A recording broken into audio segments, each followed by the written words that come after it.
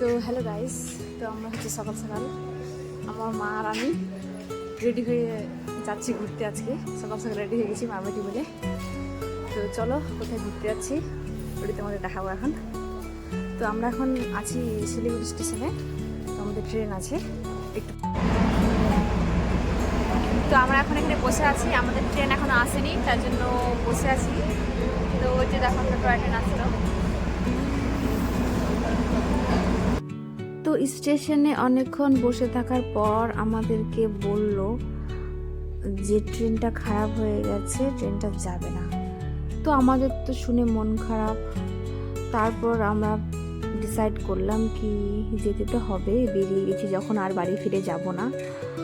তো আমরা ঠিক করলাম যে বাসে যাব। তো তারপর আমরা টোটো করে চলে আসলাম বাস স্ট্যান্ডে।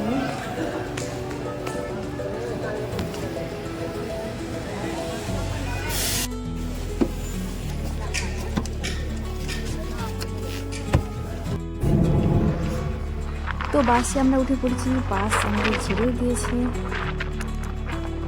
কিন্তু কি বলতো, কপাল খারাপ থাকলে যা হয়। এই যে দেখো আমরা এখন চলেছি সেবকে, কিন্তু দেখো এত জ্যাম, আমাদের গাড়ি এখন হয়ে গেল আধা ঘন্টার মতো। ওখানে তো ওখানেই আছে, এত জ্যাম, বাপরে বাপ। আর এদিকে দেখো আমার মা তো সেই করে একদম বাসের মধ্যে ঘুমিয়ে নিল। তো 1 ঘন্টা জ্যামে থাকার পর আমাদের ফাইনালি বাসটা চলছে। তো তোমাদের তো বলাই হয়নি আমরা কোথায় যাচ্ছি। তো আমরা যাচ্ছি আজকে মালবাজার। তো ওখানে একটা হনুমান মন্দির আছে, মালবাজার হনুমান মন্দির। তো সেখানে যাচ্ছি ঘুরতে, পুজো দিতে। যাই হোক, তো তোমরা তো দেখতেই পাচ্ছ চারিদিকে কত সুন্দর পরিবেশ, পাহাড়, নদী। দেখতে দেখতে আমরা এখন যাচ্ছি। তো এত সুন্দর দৃশ্য দেখতে দেখতে ফাইনালি আমরা চলে আসলাম মালবাজারে। এই যে দেখো, এই সেই মন্দির, হনুমান মন্দির।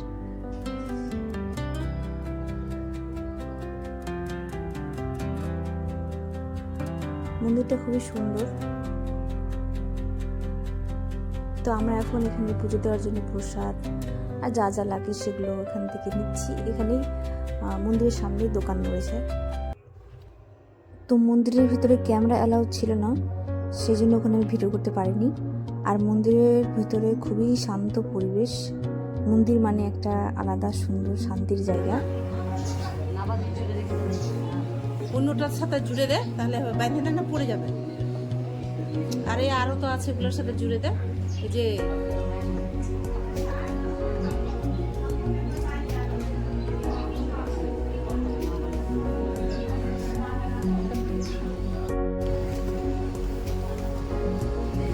তো আমাদের পুজো দেওয়া কমপ্লিট হয়ে গেছে। তো তোমাদের এই মন্দিরটা কেমন লাগলো তোমরা কিন্তু অবশ্যই কমেন্টে জানাবে। Tata, by.